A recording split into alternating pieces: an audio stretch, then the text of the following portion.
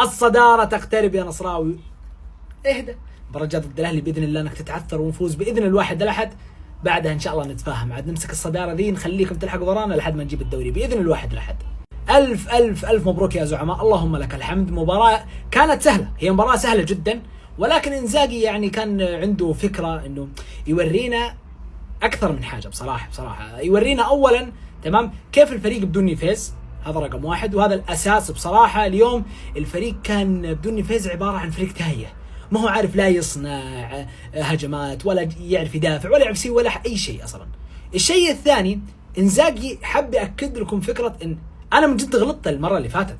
هذا الهلال اللي انتم شفتوه اليوم في الشوط الاول تقريبا هو نفس الهلال اللي في الدقيقة 79 بعد الدقيقة 79 في مباراة الخليج. نفس الفكرة اليوم انزاغي حب يطبق نفس الفكرة حرفيا بلاعبين وسط تمام والاثنين ادوار هجومية وسايب المدافعين ما شاء الله لوحدهم. اليوم متعب الحربي ويوسف كتشيك وتومبكتي الرجال الثلاثة واقفين ويقول والله يستر والله. حتى على الفكرة متعب الحربي جالس يقدم شوية ادوار هجومية، زيد على هذا انه مخلي يوسف كتشيك يقوم بدور نيفيز في وسط الملعب في بعض اللحظات، بس لما شاف انها هجت قالوا لا ارجع احسن. فالمساحة اللي كانت ورا نفسها بالضبط اللي سواها مباراة الخليج. كالعادة الرقيب جالس يقدم مباراة جدا كبيرة اليوم، يعني حرفيا هو اللي فك شفرة هذه المباراة. عرف ان الحارس عنده مشكلة من التسديدات خارج المنطقة فاستغلها يعني بشكل ممتاز جدا. واحدة جابها هدف، الثانية تقريبا ان شاء الله انحسبت له كاسيست. ثيو على انه قدم مباراة معفنة يا جماعة الخير، والله قدم مباراة بشكل سيء جدا، بس الرجال عنده يعني نقطة قوة ما قاعد يستغلها، فكرة التسديد. اليوم جاب هدفين تمام وحرفيا رجله ما شاء الله تبارك الله يا جماعة ما هي طبيعية. أتمنى أن إنزاغي يركز على الشيء هذا، لأن دائما ثيو على فكرة يلاقي المساحة أنه يقدر يسدد فيها، بس يلجأ طبعا للرفعات اللي ما أدري والله يا جماعة الخير هل أنا مبالغ. أنا ما قد شفت رفعة صح لثيو، قولوا لي والله إذا كان فيه، يعني ممكن أكون أبالغ صراحة، بس الرجال في التسديد ما هو طبيعي. أتمنى أن إنزاغي يستغل هذه الفكرة. ضد الأهلي سجل، اليوم سجل هدفين وحرفيا كلها تقريبا يعني الثانية خارج المنطقة، لكن الأولى كانت داخل المنطقة. بس بصراحة أتمنى إن شاء الله يستغل الفكرة هذه. وبصراحة كالعادة يا جماعة الخير ما شاء الله تبارك الله الربيعي مقدم مباراة كبيرة جدا، والله فاجأني الآدمي هذا. يا رب يستمر على الشيء هذا، أتمنى إن شاء الله. لازم من جد ندعم اللاعب.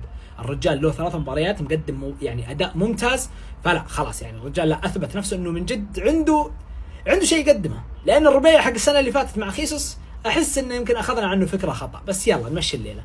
ومتعب الحربي برضو قدم مباراة كبيرة جدا جدا. متعب الحربي اليوم عاجبني على الآخر، جالس يقدم أدوار هجومية ودفاعية بشكل ممتاز جدا. كانه برضو استمرارا لا يا رب تكون مباراتين أو 3 بعدها يرجع كانه اللي نعرفه، لأن توظيفه في الملعب ممتاز برضو جدا. أما لو جينا على البرازيليين الاثنين والأوروغواي اللي معاهم ذا خويهم، ال3 هذول اليوم كارثة. ومالكم تكلمنا عليه في المباراة اللي فاتت وقلنا حتى لو سجل كان مقدم مباراة جدا سيئة. اليوم ما شاء الله تبارك الله الصف بالكامل، إن كان مالكم أو ماركوس ليوناردو وطبعا نونيز، ال3 هذول يتفننوا اليوم فكيف انه يضيعوا الفرص. اليوم في كورة لنونيز المفروض كان يسددها في الشوط الأول، يعني حنكة يعني شوف يا مالكم أنا أستلمها وأسلمها لك وأنت اكسر إيش الهبل ذا؟ تراك أنت مهاجم يا جماعة. قاعدين يستهبلوا بالزيادة، جالسين يستهبلوا بزيادة. أتمنى من جد إن إنزاغي يجلس معاهم، لأن حرفيا أنت بعد الشتوية أو بعد الفترة الشتوية إذا ما استغليت فكرة إنك تتعاقد مع لاعب عنده إمكانيات هجومية قوية أنت حتضيع مع هذول بصراحة. وفي الأول وفي الأخير اللهم لك الحمد، 3 نقاط جدا مهمة، الفارق صار نقطة، إن شاء الله بإذن الله نكملها على خير، ويا رب بإذن الله أن الدوري يكون من نصيبنا، وكاس آسيا بإذن الواحد راح يكون من نصيبنا إن شاء الله، وكاس الملك كمان. ألف مبروك يا زعماء.